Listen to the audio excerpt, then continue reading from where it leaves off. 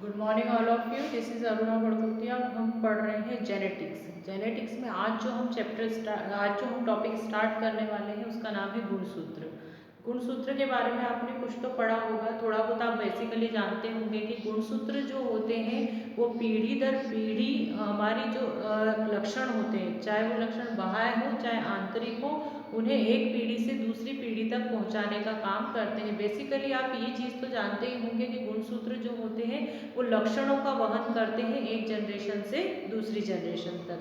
तो अगर हम गुणसूत्र की बात करें तो गुणसूत्र का जो हम जिस चैप्टर में हम पढ़ रहे हैं तो वहाँ पर बहुत महत्व है। क्यों है महत्व? क्योंकि इसके पहले हमने एक थ्योरी पढ़ी थी, क्रोमोसोमल थ्योरी ऑफ इनहेरिटेंस, मतलब कि गुणसूत्र जो है उसका क्या काम होता है अनुवांशिकी में। तो इसके पहले हमें गुणसूत्र की संरचना, उसका आकार या उसके बारे में सामान्य जानकारी होना बहुत जरूरी है। तो हम आज पढ़ेंगे गुणसूत्र। तो अगर हम गुणसूत्र की बात करें तो गुणसूत्र का क्या काम होता है, कहाँ उपस्थित होते हैं। पहली चीज तो ये आती कि उपस्थित कहाँ पर होते हैं।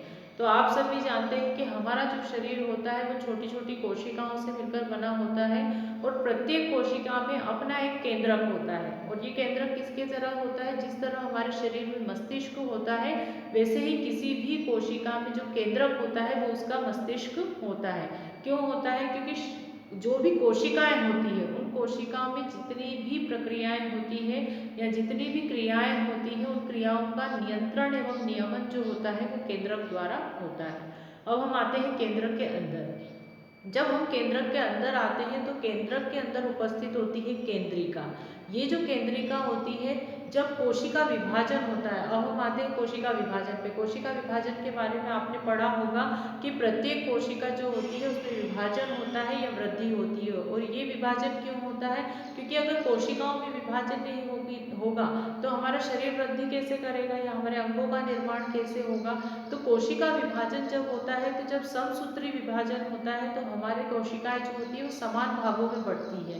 तो उस समय क्या होता है, जो केंद्रिका होती है तो केंद्रिका के अंदर क्या होता है, जो उसका लिक्विड होता है जिसको कि हम न्यूक्लियोलस के अंदर जो द्रव भरा होता है उसको हम बोलते हैं क्रोमेटिन द्रव। तो जो ये क्रोमेटिन द्रव होता है ये सघन होने लगता है। सघन होने के बाद धागों के समान संरचनाएं बनाता है और इन्हीं धागों के समान संरचनाओं को बोला जाता है क्रोमेटिन। और ये जो संरचनाएं होती है ये कब बनती हैं?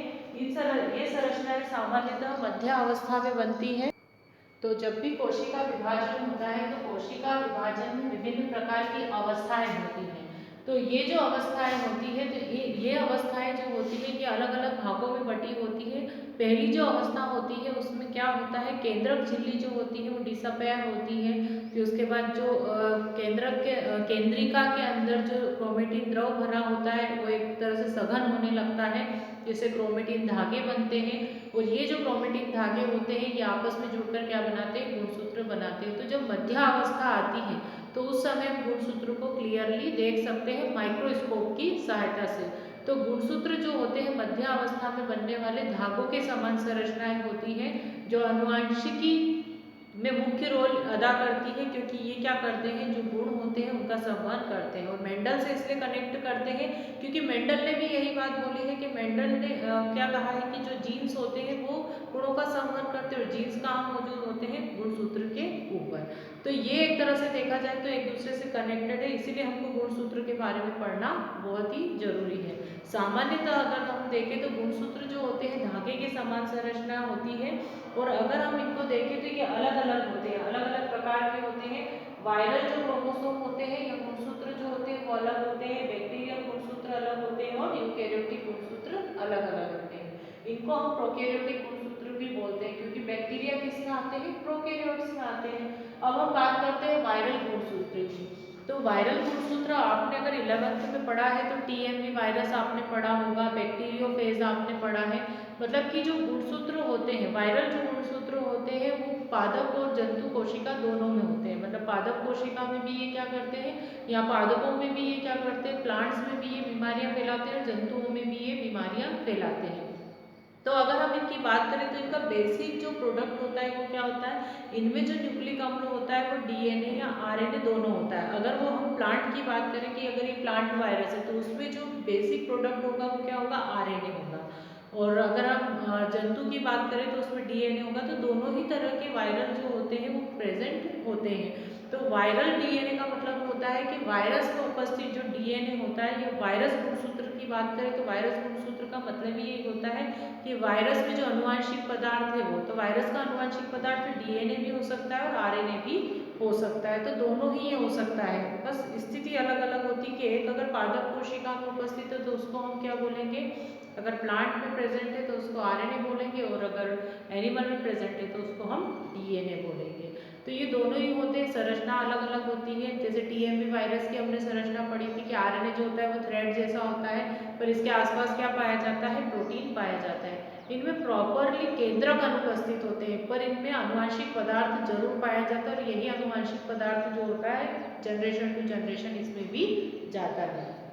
और अगर हम बैक्टीरियल गुणसूत्र की बात करें तो बैक्टीरियल जो गुणसूत्र होता है वो जनरली अगर देखा जाए तो डीएनए के फॉर्म में होता है, और यहाँ पर जो होता है ये सेगमेंटेड फॉर्म में होता है, मतलब कि छोटे छोटे टुकड़ों के फॉर्म में होता है। कंप्लीट धागे जैसी संरचना ये नहीं बनाता, होता इनमें भी है। और यहाँ पर अगर देखें तो अलग अलग प्रकार का होता है, जैसे कॉइल गोलाकार भी हो सकता है, सर्कुलर भी हो सकता है, बहुत सारे तरीके के बैक्टीरियल गुणसूत्र हो सकते हैं। अब हम आते हैं यूकेरियोटिक गुणसूत्र पर। यूकेरियोटिक गुणसूत्र जो होते हैं वो कंप्लीट संरचना बनाते हैं। कैसे बनाते हैं, अगर हम ये इनको देखें तो अगर हम इनको अभिरंजित करते हैं तो अभिरंजन में ये दो प्रकार की संरचनाएं बनाते हैं, जिसको हेटेरोक्रोमेटिन और यूक्रोमेटिन बोलते हैं। जो भाग सबसे ज्यादा डार्क स्टेन होता है उसको यूक्रोमेटिन बोलते, सॉरी हेटेरोक्रोमेटिन बोलते हैं, और जो लाइट स्टेनिंग देता है उसको यूक्रोमेटिन बोला जाता है। तो दो भागों से मिलकर ये बना होता है।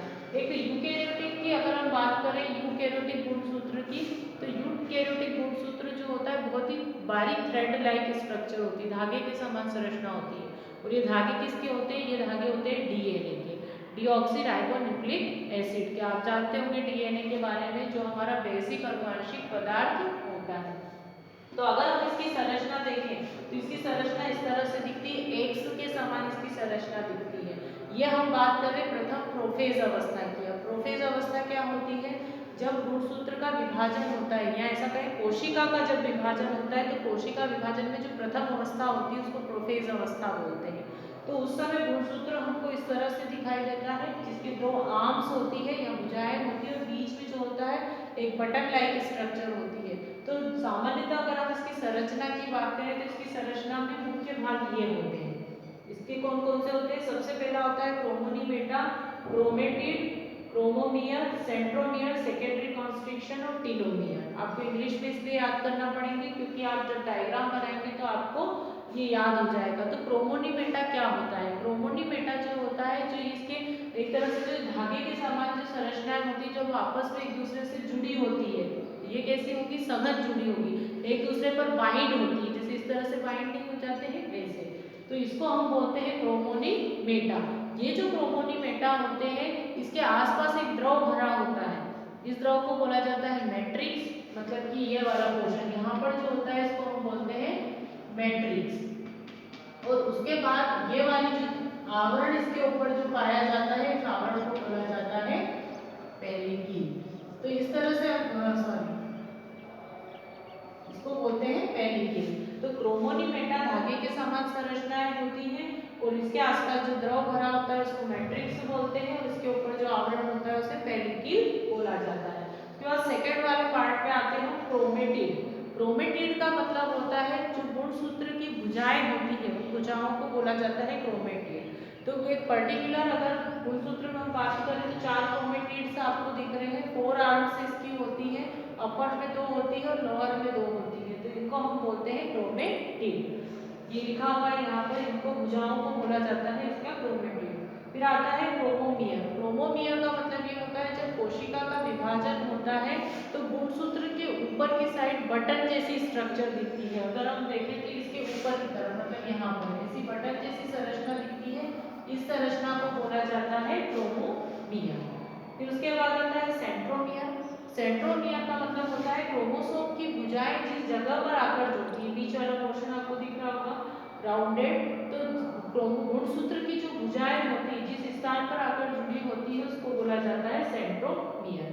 और सेकेंडरी कॉन्स्ट्रिक्शन ऑफ टीलोमियर जो होंगे गुणसूत्र की एक रॉड के समान जब संरचना आप बनाएंगे तो उसमें क्लियरली दिख जाएंगे आपको। तो वो मैं नेक्स्ट वीडियो में आपको सेंड करूंगी। सेकेंडरी कॉन्स्ट्रिक्शन का मतलब ये होता है कि मान लीजिए ये गुणसूत्र है, एक सिंपल गुणसूत्र की हम बात कर रहे हैं, तो इस तरह से इसमें कॉन्स्ट्रिक्शंस होते हैं, मतलब कि झुकाव पाया जाता है। तो इसकी पहली कील वाली जो झिल्ली होती है उस झिल्ली में झुकाव होते हैं, तो इसको तो जो होता है प्राइमरी कॉन्स्ट्रिक्शंस बोला जाता है, और ये जो होता है सेकेंडरी कॉन्स्ट्रिक्शन होता है। ठीक है। अब टीलोमियर, टीलोमियर का मतलब होता है जो बटन की समान संरचना होती है सबसे ऊपर की साइड, उसको बोलते हैं हम टीलोमियर। तो एक प्रारूपिक अगर गुणसूत्र की बात करें तो प्रारूपिक गुणसूत्र में ये सभी संरचनाएं दिखती हैं। पर एक और गुणसूत्र है जिसमें हम यूकेरियोटिक गुणसूत्र की संरचना पढ़ेंगे, वो मैं आपको नेक्स्ट वीडियो में सेंड करूंगी।